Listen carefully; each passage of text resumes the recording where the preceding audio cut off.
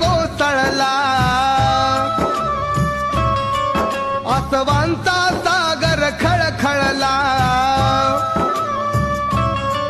हा जनगण सारा तळमळला, धरतीचा कणकण हळहळला, आज समाज पोर तपून बसला होता काळ, कसा महापुरुषावरती देशोदेशी वार्ता पसरता हादरून गेली ही धरती.